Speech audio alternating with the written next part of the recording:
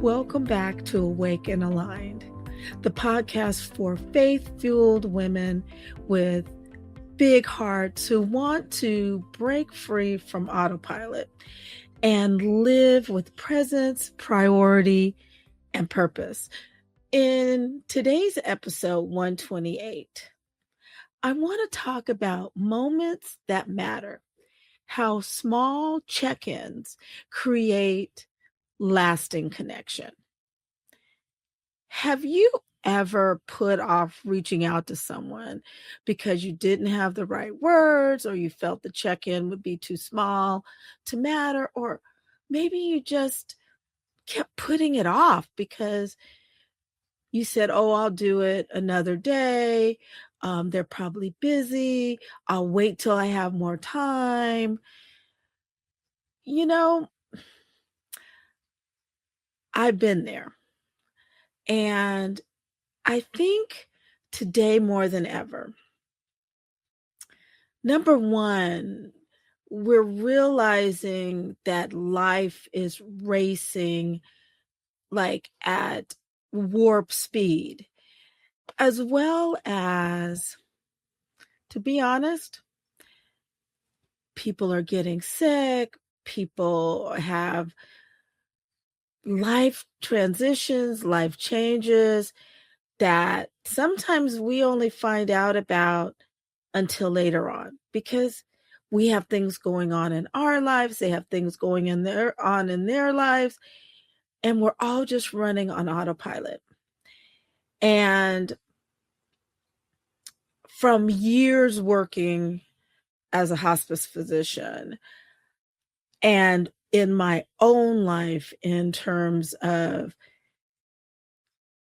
family members, loss, sickness, life changes, I've just come to realize that, as my mom always said, life is so fragile.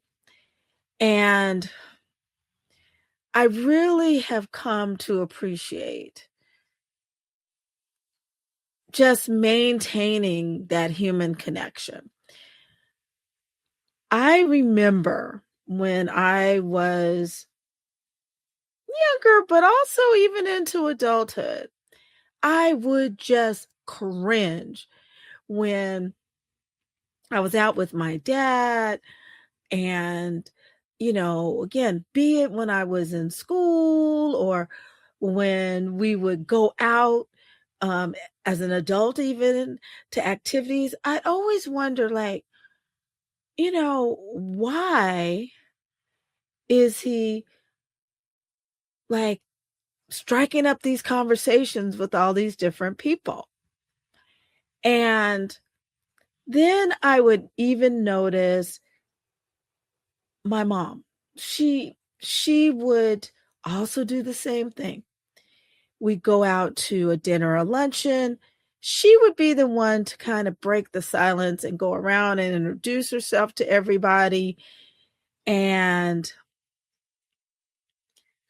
I got it after a while, but I have to admit, there was a time I was like, oh boy, because I would have my little introverted, moments and just want to sit there. And other people would sit there and you could cut the not tension, but just everybody in their own world was just so thick. And when I hit the wall, when God had to yank me off of the treadmill, the hamster wheel of autopilot, one thing I realized is human connection is so important. And getting out of myself. And I just remember as my eyes began to just open up after I said I hit the wall, I hit the ground, when God pushed that emergency stop button on the treadmill and I was thrown off, I realized that there were several conversations over time that I had had with family and friends where, to be honest, it was just going in one ear and out the other. More or less trying to focus on, okay, what do I need to do in the conversation? But I wasn't really present, sis, because I was exhausted. I was depleted. I was worrying about the next task. I was all in my head, all over the place. But once I got it and I woke up and I had to step back and look at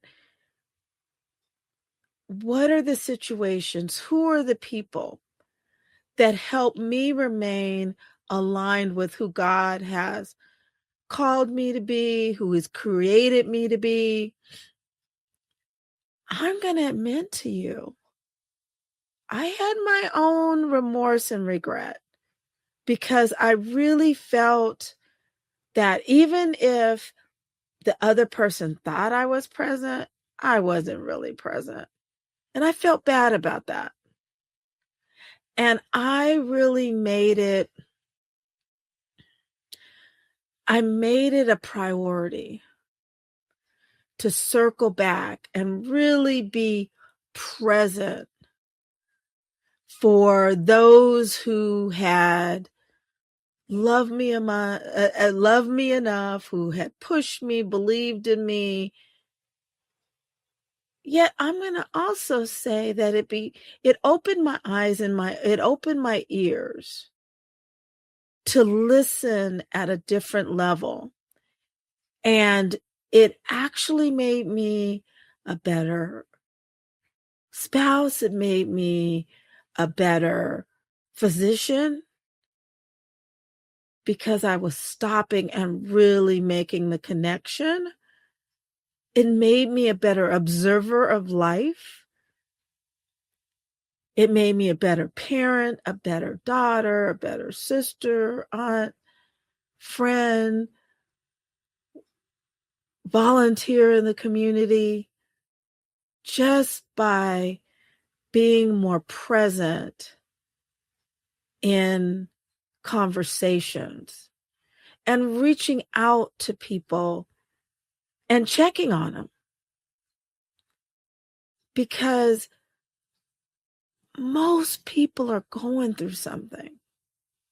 And it's easy to feel isolated. It's easy to feel that you're the only person going through that. It's easy to feel that you have a persona to continue, that people think that you have it all together and they feel like they can't talk to you when they don't realize you got your own stuff and you're going through. And what I also learned, sis, is that what really makes life important is the moments. And really the message is you don't have to say much. You don't have to say much to make a moment matter, especially with those you love the most. And I even when I'm out and about, I'm a people watcher. And when appropriate, I make that connection when I'm out and about. People I don't know. Even in line. I've had people that just, you have that connection that they could use a little encouragement. And talking to them, I hear some stories that really empower me and uplift me, because there's some people who are going through, I think I going through things. They're really going through a lot. So again, you don't have to say much, sis, to make a moment matter. Let me say that again. You don't have to say much to make a moment matter, especially with those you love most, your family, your friends. And as I shared before, often we get so busy being busy and on that autopilot treadmill that some people, it feels like you're on autopilot in a car. You're just going, right?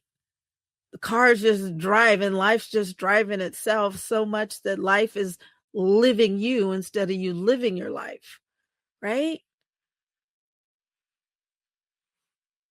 But I want to share this approach, which I call the reach approach or model, to help you create moments that matter again and again so that you fully can tap in and be present in your life and start living your life and cultivating in your community, your village, your circle of support. So with this reach model, the first thing is the letter R, which stands for remember. Take a breath and just kind of call to mind or reflect. Think about a friend or a family member you've been meaning to check in on. One of the first steps of being present is being intentional. And for me, that's why we call being present means being awake. It's like truly being awake in your life, being awake at the wheel, not just having that autopilot car where you're just sleeping and the car's driving itself. Your life is just driving itself. You got to be intentional. So you want to remember. And then E is to engage gently. Send a little message, a text, leave a voicemail, send a note. Doesn't have to be real deep. Just say, thinking of you. How are you today? Now, even, you can do the little GIFs, send a little image. Often I do that. Especially to those I was really close to when I was working full-time in my medical practice. There's coworkers who I love them. They're really close to me. And I know that as my life has changed, not working full-time, they're still in the thick of it. So it's not a matter of us running into each other like we did on the job.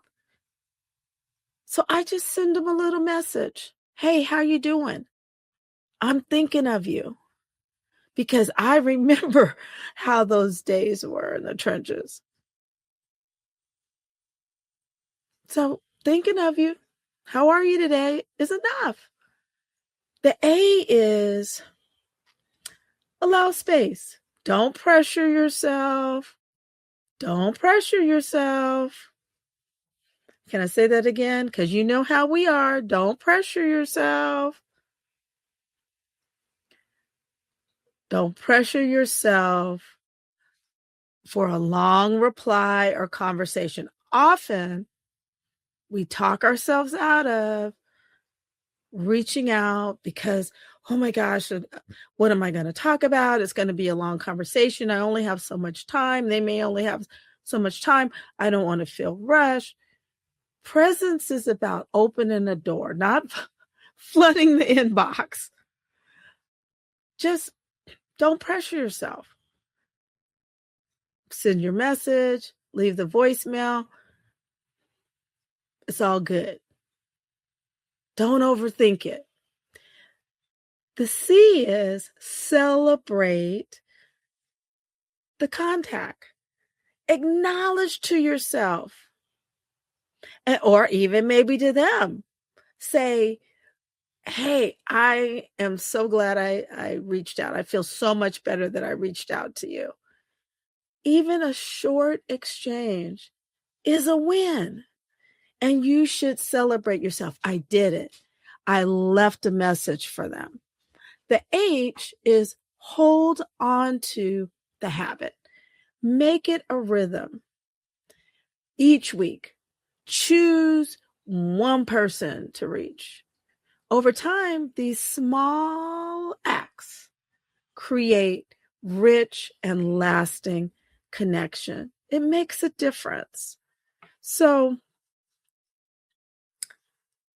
reach one friend or family member you've been thinking about. As I said earlier, don't overthink the words. If you don't have a lot of time to talk, just send a message thinking of you. But again, as I said earlier, it's a win. It's a win. And don't try to be perfect. As I said, just a text, a message, just to let them know you care. And remember, you don't have to say much to make a moment.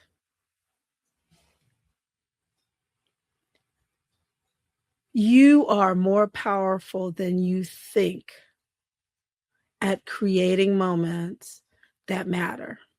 It's not always about what you say, but that you care enough to reach out. Sometimes the smallest gesture, the one you almost put off, is exactly what your loved ones needs and what your own heart needs, so that you feel present and that you feel like you're actually connected. So this week, I want you to not only stay awake, stay aligned, but also stay connected. If this episode has been helpful to you, which I hope it has, don't forget to like it, subscribe if you haven't subscribed, and share.